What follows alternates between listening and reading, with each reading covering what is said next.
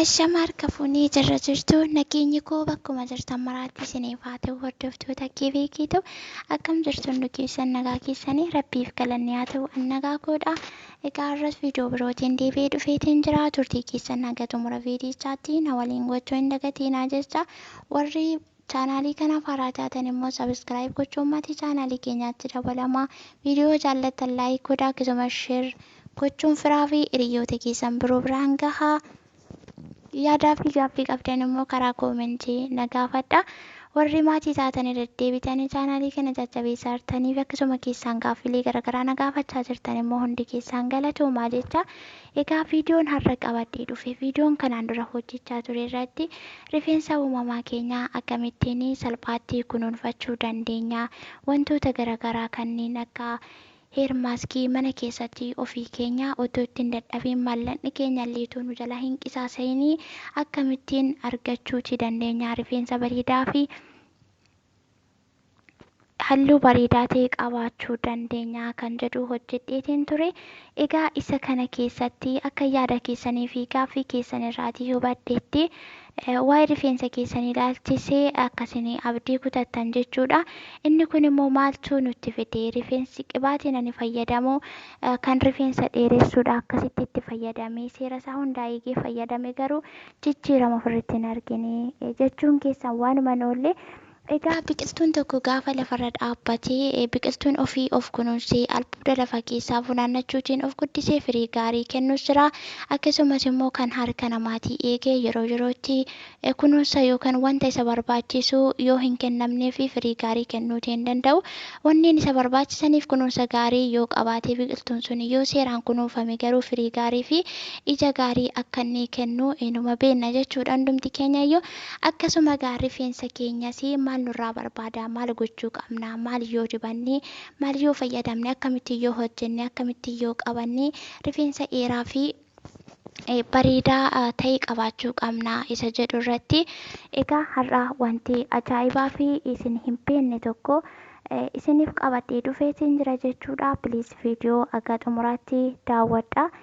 Isinumaan fayyada yookaan isinumaaf ta'a kan jedhu. Kanaafuu egaa rifeensa gaarii qabaachuu yookaan simboon keenya kan duubaa bareedaa fi miidhagina qabaachuudhaaf jecha keessa keenyatu murteessaadha. Nam tokko keessi isaa gaarii fi boqotaa yoo ta'e duubni isaallee akkasuma bareedaa ta'a. Keessi isaa kan cinqamuu fi kan dhiphatu yaadni isaa waan tokko tokkotti biisii yoo ta'e akkasuma hirriba gahaa sirrafuu nyaata gahaa fi akkasuma nyaata kaalsiyeemii garaagaraa of keessaa qabu pirootinii. Nyaata madaalamaa jechuudha bishaan gaallee kan hin dhugne hirriba gaariillee kan hin rabne yoo ta'e inni kun balaa garaagaraaf akkasumallee dhukkuba garaagaraaf nu saaxila. Akkasuma gara rifeensa keenyaatti illee gaafa deebinu rifeensi keenya haalaan akka nu jalaa badu fi akka abdii nu kutachiisuu hin ciccitaa ni buqqa'a. Amaloota garaagaraa agarsiisa jechuudha. Akkasuma fuula keenya irratti illee qaama keenya irratti jijjiirama garaagaraa fi kanneen akka fuula shuntuuroo. Akkasumas immoo umurii malee dulloomuu nutti fida jechuudha. Kanaafiyyuu maal gochuu qabna rifeensa keenya otoo hin kunuunsin eenyummaa duuba keenyaaf otoo iddoo hin qabaatin dura keessa keenya boqochiisu hirriba gahaa rafuu fi bishaan gahaa dhuguu. Akkasumas immoo keessa keenyaa fi boqonnaa kennuu fi yaadota nu cinqanii fi akkasumallee sammuu keenya biisii godhan irraa of eeggachuutii qabna jechuudha.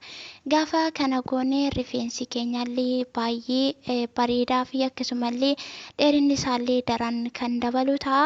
Akkasumaan keessi keenya waan hin taanetti biisii ta'e wanta nu cannaqu akkasuma immoo dhukkuboota garaagaraa keessa keenyaatii kan qabnudha yoo ta'e. Inni sun immoo fakkeenyaaf kanneen akka congaaraa fi dhukkuba garaachaa. Rifeensa bubuqqisaa rifeensa ni kukkutaa jedhanii ogeessi fayyaa waan gorsaniidhaa fi isa kana faana gaafa wal qabatee akkasuma hirriba gahaa irrabnu taanaanii dhala namaaf kan barbaachisu tokko keessaa hirriba gahaa yoo xiqqaate sa'aatii 8 guutuu rafuu qaba jechuudha nam tokko. Inni kun mana keenya keessa hin jiru taanaan jireenya nuti jiraannu kun keessa hin jiru taanaan nyaata madaalamaa yookaan nyaata pirootinii garaagaraa of keessaa qabanii yoo guutummaa guutuutti argachuudhaa baanneeyyuu wanti hundumtiyyuu akka barbaadanitti namaa hin argamu waan ta'eedhaaf bishaanillee seeraan dhuguun barbaachisaadha. bishaan dhala namaatiif faayidaa olaanaa fi guddaa kan qabudha. Kanaafuu egaa hundeen rifeensa gaarii fi akkasumallee dheerinni isaa saffisaan dabaluu qabaachuudhaaf bu'uura kan ta'u wanneen kanaa fi akkasuma viidiyoo kana keessatti argattan jechuudha. Kanaaf egaa shamarran keenya eenyummaa keessaniif iddoo qabaadhaa, simboo keessaniidhaaf iddoo qabaadhaa. Akkasuma kanneen akka finnisaa fi buguriin garaagaraa fuula keenya irratti illee bahuutii ni danda'a. Inni kun sababa maalirraatii nutti dhufa jennee isa kanatti illee yaadni keenya qabamuu danda'a. Dirqama bareedinni keenya inni alaa akka barbaannetti yookaan bakka barbaannetti akka nuuf argamu kan ta'u yoo ta'e keessi keenya dirqama boqochuutii qaba. Hirriba gaarii rafuu, nyaata gahaa, wanta arganne hundumaatti gammannee keessa keenya sirriitti fudhatee akka nyaatuudhaaf ijumaan ilaalanii bira darburra bakki jireenyaas murteessaadha. Haalli keessa jiraatanis murteessaa waan ta'eedhaaf isa kanaafuu hagam yoo xiqqaatellee dhibba keessaa persentii 75 keessa keenya boqochiisuu yookaan keessa keenya akka nagaa argatu gochuudha. Egaa inni kun immoo bu'aa inni nuuf qabu rifeensi keenya akka nuuf dheeratullee ni taasisa. Fayyummaa keenyaaf illee gahee guddaa kan taphatu. Akkasumas immoo kanneen akka furuutii, paappaayyaa, avokaadoo fi aluuveeraa, istiroobeerii fa'aa nyaachuun baay'ee fayyummaa keenyaaf gahee guddaa kan taphatu jechuudha. Kanaaf egaa walumaa galatti viidiyoon har'aa qabadheetii dhufe kana fakkaata. Nyaata madaalamaa nyaachuun fayyummaa keenyaafis ta'ee rifeensa bareedaa yookaan dheeraa qabaachuudhaafis gahee guddaa kan taphatudha. Viidiyoo har'aa keessatti dhaamsa isiniif qabu.